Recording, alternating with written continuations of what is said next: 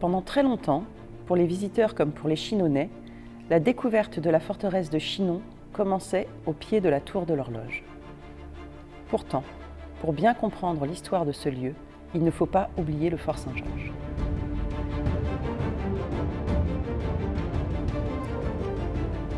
Pour redonner sa cohérence historique et architecturale au site, le département achète le fort pour l'euro symbolique à la ville de Chinon en 2003.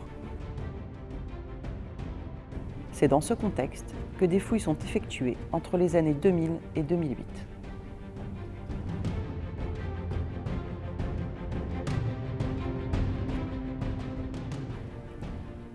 La position stratégique de la forteresse, placée sur un éperon rocheux, à proximité de riches ressources naturelles comme la rivière et la forêt, en font un site propice à une occupation très ancienne.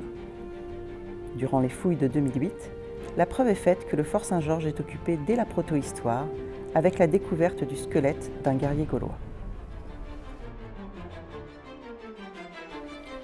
La sépulture est découverte au bord de l'apic sud du fort Saint-Georges.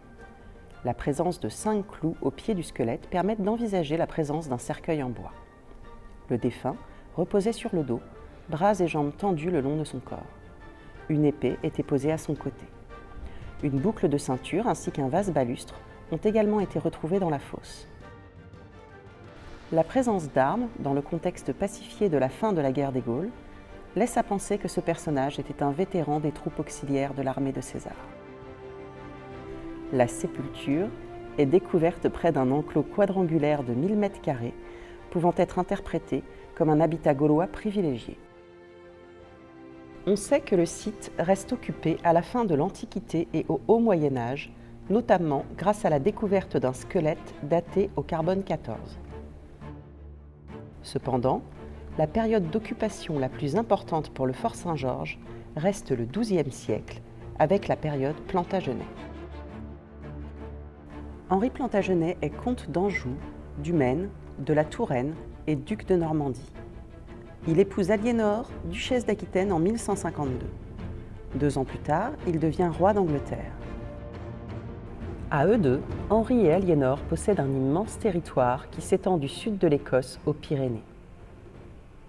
De leur union naissent 8 enfants, dont les futurs rois d'Angleterre, Richard Cœur de Lion et Jean sans Terre.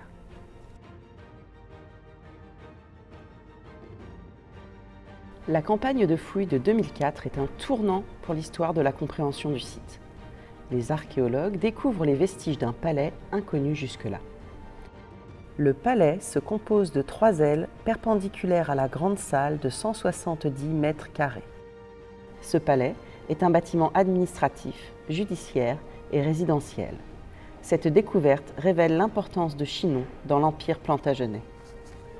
Cet ensemble s'articule autour de plusieurs cours intérieures.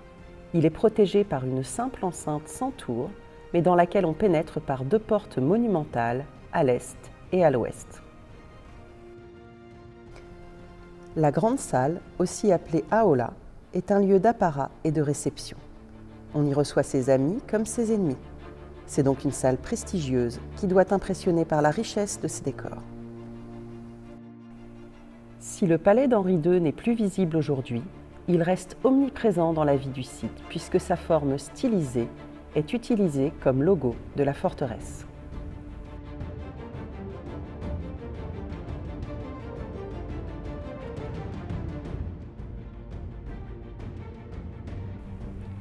L'ensemble palatial comporte également une chapelle dédiée à Saint Georges, le patron des chevaliers.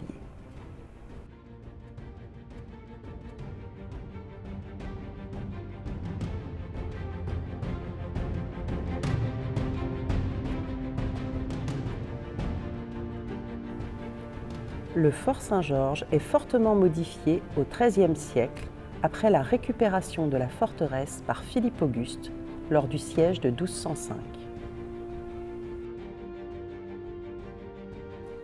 C'est à cette période qu'une porte monumentale est créée à l'angle nord-ouest du fort Saint-Georges, la porte des Champs.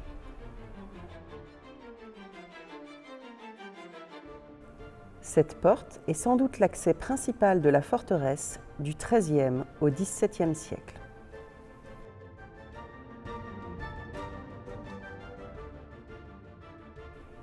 À une date inconnue, mais avant 1622, la tour occidentale de la porte s'effondre dans le fossé.